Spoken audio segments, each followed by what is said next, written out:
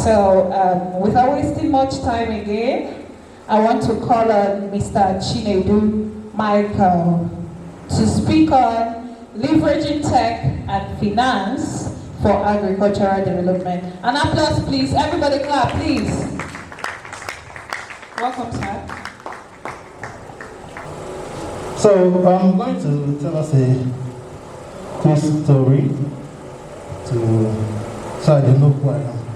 My name is Michael Erastus, graduated from the Department of Soil Science. So one morning like that, I was just on my own on WhatsApp when someone, I thought I've lost his number, suddenly chatted me up and was like, good afternoon, sir.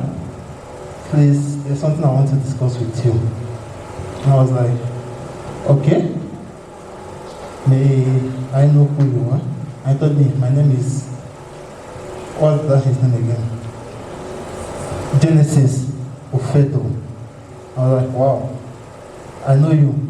I was like, he started a tech community in the Faculty of Agriculture. And I was like, really? So finally we have a tech community in my faculty, because back then, whenever I'm writing code, there's this place they call Mama Chiboy, Mommy Chiboy shop. That was my work space. Immediately after lecture, you see me carry my mini laptop or my laptop to sit down there and start writing my codes. So it was like a strange thing, seeing someone in agriculture very deep in programming.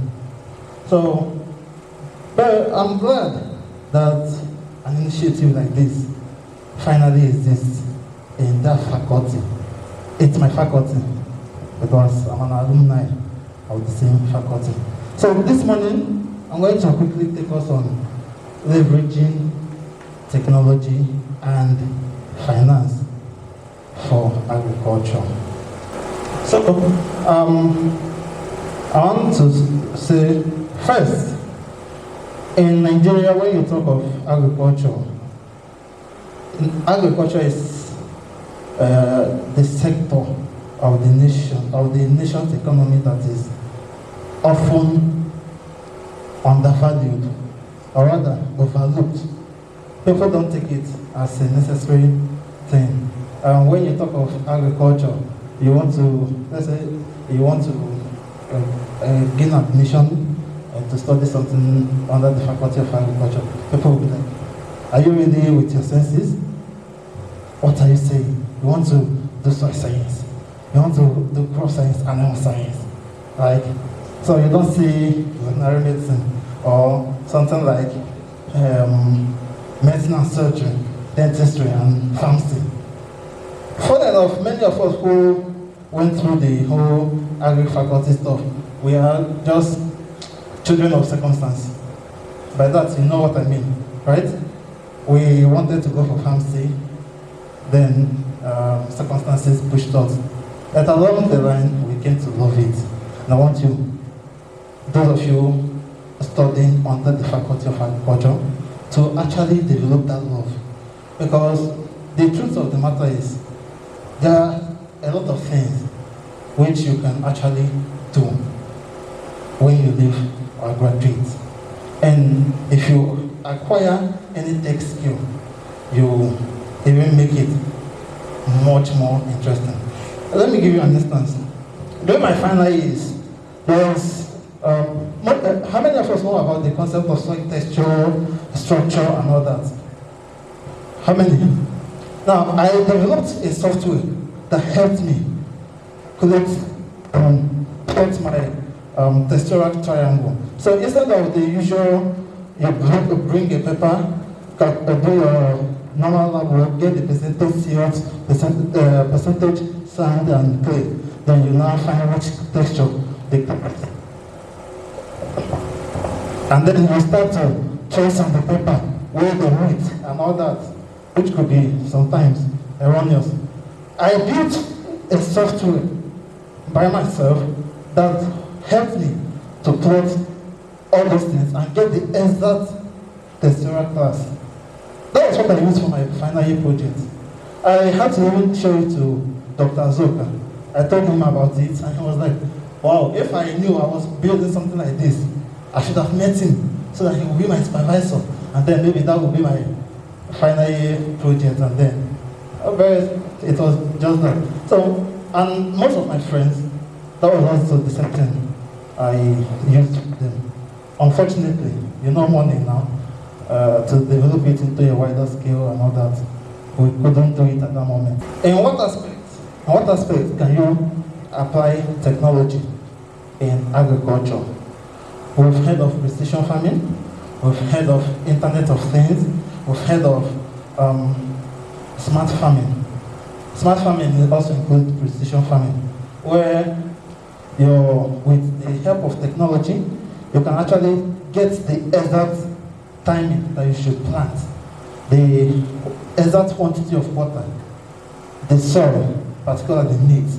You will be able to know when you should add fertilizer, the quantity that you should add. Because one thing I believe that human calculation are prone to error. But if you should augment your human calculations with some software that can make it better, it will make it better. And thank God the era we are in now, AI and whatnot. So with the help of most of these innovations coming up, you can actually have and do a better farming. And so you will no longer be the one that use cutlass and boots every day to go to the farm to till. You will begin to, do a more advanced form of farming. Those in fourth year in Agric, I know maybe by now you guys are still going to the farm, linkage and whatnot, to maybe till the ground. Just endure it. But what I'm trying to tell you is that there's more, a better way to do it in agriculture, and you can only do that when you integrate technology into it. So,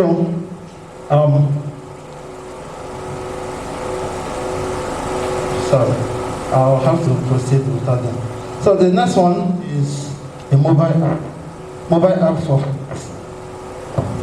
for farmers. If you go to your Play Store, there are some apps that you can find that will help you to kind of identify some crops. And also some of these mobile apps helps you to take records. For instance, for those who want to do the whole fertilizer application processes, there should be a timing. And so as a human, occupied with other things. So without an appropriate timing or record, you won't know when you applied what, at what stage you should apply the other. Now we have some apps which help you put this whole records down. So type one, if you feel confused, okay, when last did I apply this fertilizer? When last did I give this to my soil? You go back to the app and it will show you where you recorded it. And with that, you can have a smart recording process. And also, for those in animal husbandry, that's animal science and all that, this also comes in handy for when you are taking care of your animal, like rabbits, if you're into rabbit rearing, even your poultry and all that. Okay? So, the next one is e-commerce for farmers. How many of us know about farm clothing? Farm clothing. Okay. What about Thrive Agric? Thrive. You know how about them? What do you know? Like, let me just. I'm asking you. You. No, the lady at your front. Yeah.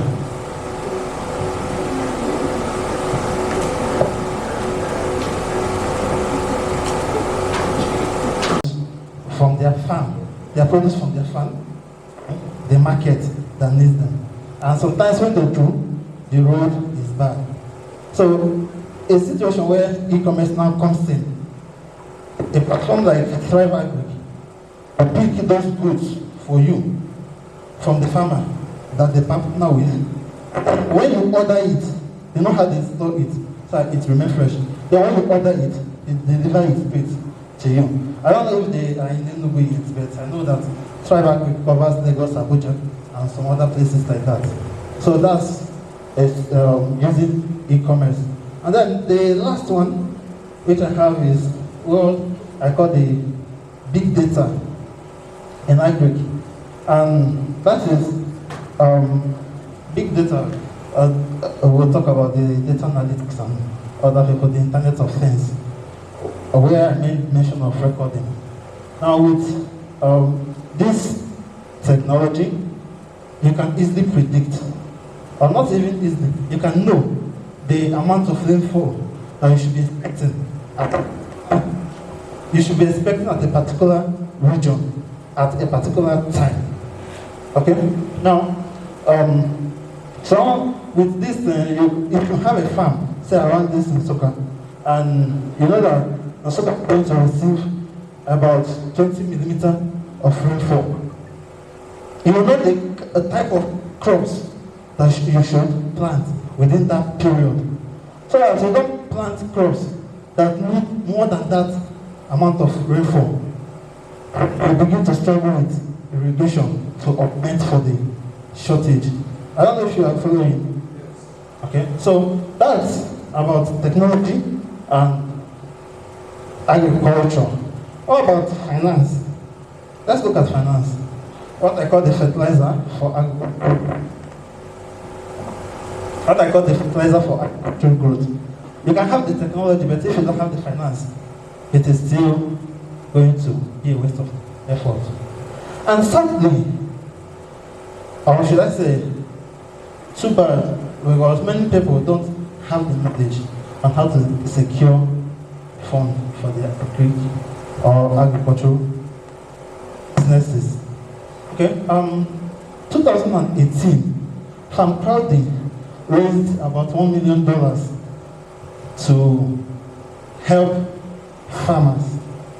Okay, and we have institutions like the Bank of Agriculture, and I know many of us here we know about it, but we doubt if they really work, if they're effective.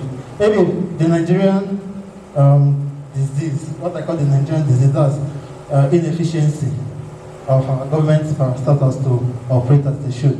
Most times have made Nigerians to develop doubt in existing institutions, so that where you should ordinarily be able to go and get funding, you are not scared to go. Well, it's either they will do one thing or the other, or begin to do what we call the imamado situation, where they will begin to look at where are you from, your region, your nationality, your religion, something like that. Sometimes you may not be lucky, and sometimes you may be lucky. But besides that, if they should operate, if they were operating the way they should, you and I have access to funding for agricultural projects from the Bank of Agriculture. So now this is an issue which a lot of farmers have been having. But thank God, some startups are trying to come in to bridge these whole gaps. For instance, I made mention of farm crowding. If you're a farmer, you have a project, a reputable one, you can go to their platform, they fund you for a given percentage. But when you produce and all that, they take over everything, sell it for you, give you the one they will give to you, take their capital back and their profit. So now, like I said, access to credit, a problem. Farmers ordinarily should have free access to credit. You should walk into a bank, especially the BOA, and get credit for your agricultural project. It's not that way, but make efforts. Don't just stay back. Maybe it will work for you. Okay? And then there's thing I didn't know about this when I was in school. If I knew about it, maybe I would have not been into software, full-time software business. I still be there, but I may have been focused on the agricultural sector by now. And that is what is called the Agro-Hack program. It's an annual competition where you write a proposal.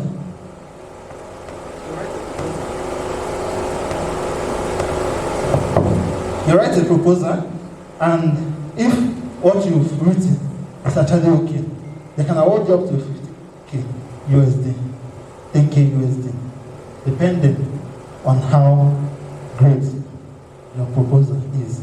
So if using the current economy, you want to start up just a farm, a little farm, let's say maybe a poultry farm, you can apply for something like this. Give them why your business, why they should fund you, and why you are bound to grow and not to die. Then they will most likely fund you. Because it's not like what we might say the BOA it might do based on corruption, but if your proposal is worth it, you will get the funding. And with something like that, you can start up your farm and start working. Also, I made mention of what I did when I was in school, my final years, building software for myself. You can also do something like that. Nothing stops you from doing something similar to that. Mine may have been on texture, yours could be on pH. Just a tiny software that you can create and make life easier for you and for your classmates. And who knows, maybe you can charge them 100 naira to use it. At least it's going to be better than trying to use human knowledge. Equipment that may not be available all the time to get it. And while you get some extra cash to yourself, although I didn't charge for mine, I did it free of charge for my classmates, but at least it helped me. At Mr. Weze, at the science lab, till date, if I go to him and meet him, he will always talk about that software. Because when I told him I have something like that, he doubted that this is not going to be accurate, it's not going to be great and all that. But after our first attempt, he traced it on the paper, a triangle on the paper. I entered my own values into the software. We arrived at the same time. His own had a little deviation. Mine was at the exact. So, such innovation. Imagine how it would have been if I decided to, or if I had gotten the funding to expand on that software. Now, most of our lecturers, including Professor Bagum and Co, would have been recommending the same software to all their students. It is what it is. It's Nigeria. But irrespective of the fact that it's Nigeria, we make our own efforts, because nobody's going to feed you if you don't take care of your own self. You need to care for yourself. You need to take action towards getting yourself out of the whole, what do they call it, poverty line or whatever. Nobody's going to come to save you. You have to save yourself. Thank you all for listening. Remain blessed. My question is, you said you created a software. Like, can you tell us how you were able to create software? Was it with a phone or laptop, or is there an app for it? Like, and apart from detection and everything, like detection and structure and software, is there any other software we can create, like not doing what you are doing, like, and like other examples. What I created, yes, it's a software, but I made it to be web-based. It was web-based, so it wasn't a mobile app. You just have to just impute the URL. You go to the website, and then you see the application. Okay, that's what it was. It was completely web-based, and like I told you, I used to code back then excessively. So it was one of the things I built during that period. Okay, so about other softwares you can create, yeah, anything you can think of doing with agriculture, you can literally create a software for it. That is the truth. What I created was for soil texture. You can do something for soil structure. You can do something for soil pH. You get it? My question is coming from the aspect of not seeing cultural practice anymore, which we let you speak about, but how to do those cultural practices. Is there any way that, because I feel agriculture seems to be a hard skill, seems to be tedious, and even when the web developer or hardware and technology gurus have actually put out solutions for us, handling these things, manpower, technical know-how is another area. How do we educate? Is there any way that we can employ this tech finance education first before we now talk of tech finance? If something like this is taken to, Adam, for instance, you educate their farmers that something like this exists that can help them. And you train them, because the thing is, software may exist, but if you don't know how to use it, it is useless. Do you get it? That's why I'm not a fan of vibes and inshallah technology. What I mean by that is, there was a time NFT came out, it was the talk of town. But people did not know how to pure and the main use case. When the whole vibe and everything tied off, how many people do you see talk about NFT today? Only few. Those who understand the main use case. But if people really understood the use case of NFT, for instance, it will still be just like the way Bitcoin and Co are trending. It will still be trending the way it was trending as of 2 years ago. Because 2022, 2021, NFT was the talk of the town. Suddenly last year, it died off.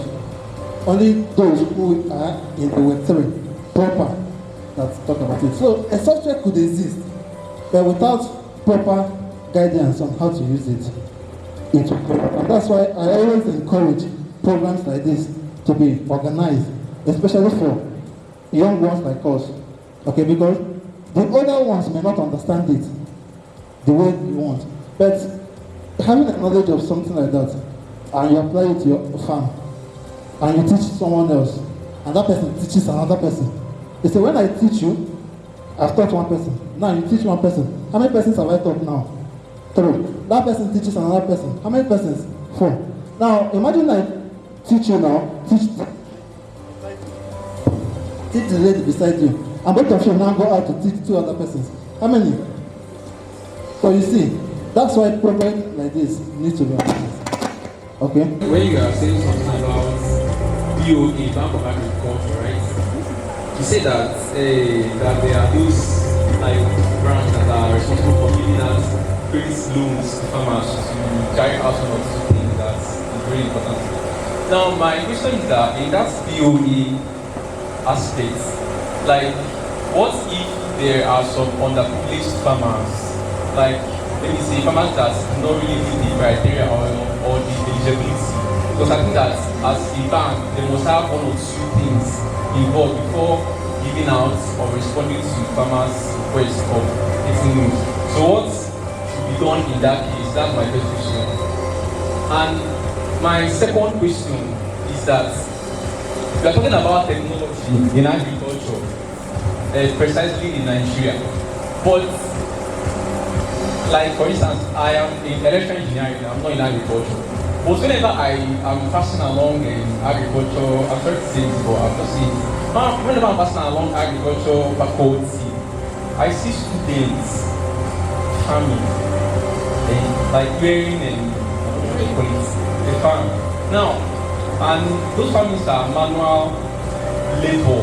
Then, okay, when you are in final year, you had an idea of the software, and your lecturer didn't approve to use it. Now, my question is that, why is those people on the top of agricultural world not encouraging, mostly in Nigeria, probably in UNA, not encouraging technologies or AI that will make things for, like things easy for students in school? Thank you. Perhaps they don't understand. Because for instance, when I started my full-time programming, I started programming since 2016. But I went into it full-time from 2018. Because now, when I took passion into it, a rift ensued between my supervisor and I. You get? And this was because he didn't understand. He saw anything that way as being a fraudster, a young boy. You get? Now, all I believe is that they still need orientation on that. You get? Because it's not as if they don't know that things like this exist. They do. But they may not. It's one thing to know about something, it's another thing to understand it. And then another thing, to decide to use it. You can know something, you can understand it, but you may not want to use it. So they need to have these three components for them to switch from the students during manual labor to mechanized farming. Okay? Because the truth of the matter is that the equipment needed for this, they have it. That is the truth. And those are privileged to see some of these equipment. This equipment exists, they have it. Why they don't want to use it, I don't know. There could be any of these things. An institution that is supposed to give you credit, there is still a process to assessing those credits. If not, anybody can just go in there and take money and go out. There are criteria that you must meet. And so if you don't meet those criteria, you need to look for other sources of credit. You can look for from any relation who is willing to give you the money, or like I made mention, Agric. You can try it out. Send a proposal. Even the Tony Melon Foundation allows for that. You can send a proposal to them. If it's good, they fund you. They give you the grant, and they use it. Okay? You made mention of something like cloud, whereby you can sell your products to them, and then, or they can help you market your products. So my question is how can one get to them? Or is it something that you have to apply for, or something like that? Thank you. Okay, farm crowd is not a platform where you sell your farm produce. Please, that's not what I said. What I was talking about was Thrive Agric. Even with that, I don't think you will accept Thrive Agric like that and start selling your products. There's still a check and something. Then about farm crowding, if you go to their website, there is a contact page where you can contact them. Okay, and then they come to your farm, or they meet you, and then assess everything. If it meets their criteria, remember, they exist, they still have criteria for accepting farmers. So if you meet with the criteria, or if you are aligned with their terms of operation, then you can visit their website, Farm Crowding, and you'll be able to access them. Okay? Bringing in Internet of Things, because I was even having this idea. I was speaking with some people as at yesterday and some other days in some blockchain events that local. So this one that we are facing bad network, most especially here in the eastern parts. How do we achieve it? One problem with reliance on third-party providers is that most times you are at their own mercy. If you want to advance into the IoT, the suggestion is that you should do it at a big scale. In which case, you may not be relying on network providers like MTN, Airtel. You simply go for something like Starlink. Do you get? Something like Starlink solves that. But if Starlink is too expensive, there's these providers at Chinedu, network providers. What they do is just simply data. They wire your side and you have constant network. It's not MTN, Airtel, or any of those things. Okay, I don't know that I forgot their name. At least they did not pay me for that, but if I remember it, I will chip it in. Platforms like that exist. And I think the other internet providers we have in Nigeria that can supply you with good and constant internet network instead of relying on MTN. Because if you want to, small scale farmers cannot integrate IoT that much. Else, if you want to integrate it, it will still be at a small scale. Maybe just to little things like, okay, forecast the weather and know what to plant and all that. Do you get it? But if it's on a big scale, relying on any of these network providers is doing yourself injustice. Okay?